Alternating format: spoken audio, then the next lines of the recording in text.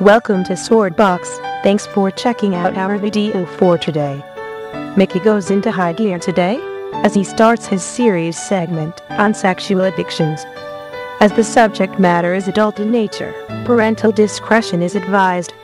Our verse for the day is 1 Thessalonians 4:3-5. For this is the will of God, your sanctification, that you should abstain from sexual immorality, that each of you should know how to possess his own vessel in sanctification and honor, not in passion of lust, like the Gentiles, who do not know God.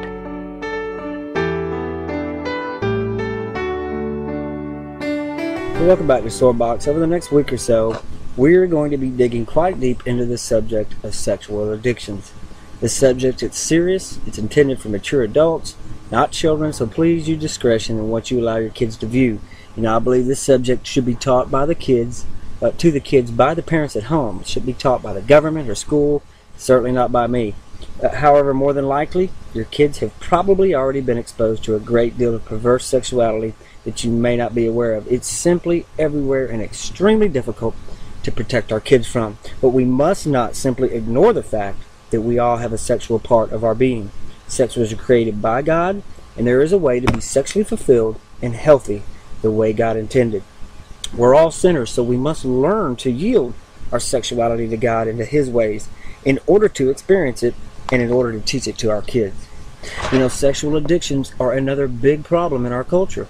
They're having devastating effects not only on married couples but on singles alike, and the church has not been exempt. With many families ending in divorce, the famous talk between fathers and sons has ceased to exist in many kids' lives. It's a subject many parents are afraid to touch, or maybe they feel too uncomfortable due to their own past, or simply feel inadequate to discuss it with their kids. Even the church, for the most part, has not dealt with the issue in the past, perhaps more so now as counselors' offices and pastors' offices are dealing with the fallout of the sexual revolution, with victims of adultery and sexual immorality seeking help in the church. So I want to look at the little bit of the beginning of sex so that we know what it really is supposed to be like. Before sin entered the world, there was nothing dirty, there was nothing sinful, there was nothing bad in the areas of our bodies or sexuality. Nothing had to be covered up. Genesis 3:25 says, "And they were both naked, the man and his wife, and were not ashamed." There was nothing to be ashamed of. God created male and female. He said that it was good, and obviously He made their differences, but it was good. God's design was intentional. But you know what? Sin changed everything. As soon as Adam and Eve sinned, they became aware that they were naked. In Genesis chapter 3, verse 7, their innocence was gone. Sin entered man and thus changed all things for man. Well, we see in chapter 4, verse 1, Adam and Eve had sex and conceived. But it's important, I think, to note here that God had given sex to Adam and Eve before sin had entered the picture. Because back in Genesis 1:27, the Bible says, "So God created man in His own image. In the image of God He created them, male and female. He created them. Then God blessed them and said to them, 'Be fruitful and multiply, fill the earth and subdue it.'" And He said the same thing to Noah in Genesis chapter 9 after the flood, "Be fruitful and multiply." What was God saying? He was saying, have sex. I've joined you together. You're married. Have kids and multiply. But sex has been so perverted and misused and abused that, like Adam and Eve after they sinned, our eyes have been opened and our innocence is gone. But you know what? God's original design for sexuality has not changed one bit. Hebrews 13:4 says, "Marriage is honorable among all, and the bed undefiled."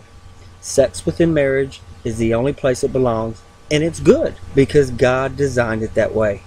God could have chosen any method of reproduction He wanted to. He chose sexual intercourse, and He made it pleasurable. It is a gift from God, a beautiful outward expression of two people becoming one flesh.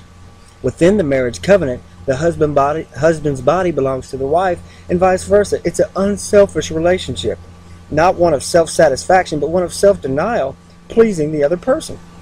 It's important as we begin to look at where we've come as a culture and the consequences of our behavior that we know where to look for the right way to view and express sexuality. Now more than ever, Christians must be proactive in dealing with this subject. We can't just pretend it's not there or be too afraid to talk about it with our spouse or with our kids. We need to be committed to God's way and be courageous enough to teach it to our kids, as well as take a stand against the temptations we all face in this area. We must be wise concerning good and simple concerning evil. We need to embrace God's design for sexuality and protect ourselves and our kids from as much of the filth that's out there as we possibly can. For men, there is no subject that is dealt with on a day-to-day basis more than the area of sexuality. Many young boys and men struggle with sexual addictions, but it's not exclusive to men. Women can develop sexual addictions as well, and they do. But God designed us to be attracted to the opposite sex. However, He did not design us to be controlled or mastered by our desires. I hope you'll join us this week at Swordbox as we begin to talk about sexual addictions. And I want to leave you with our verse for today. For this is the will of the God, your sanctification, that you should abstain from sexual immorality, that each of you should know how to possess his own vessel in sanctification and honor, not in passion of lust like the Gentiles who do not know God. If you do not know God, He is just a prayer away. He sent His Son, Jesus Christ, to die on the cross for your sin. If you'll confess Him as Lord and believe in your heart that God has raised Him up from the dead, which proves that He was the Son of God, He will come into your heart. Just ask Him to forgive you for your sin and change you, and He'll do that for you. God bless you. We'll see you back here tomorrow.